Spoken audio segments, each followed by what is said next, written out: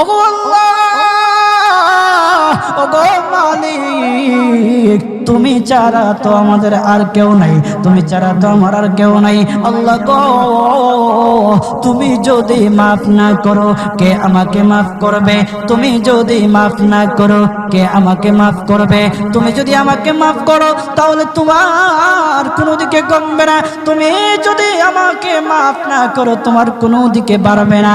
আল্লাহ গো, তুমি আমাকে মাফ করে দাও। সারাটা জীবন অন্যায় কাজ করেছি, সারাটা জীবন নাফরমানি করেছি, আমার কাছে কালেমার দাওয়াত কম আসে নাই, আমার কাছে কালেমার দাওয়াত কম আসে নাই, আমাকে লোকেরা কম বোঝায় নাই। ওগো আল্লাহ, তুমি আমাকে মাফ করে দাও।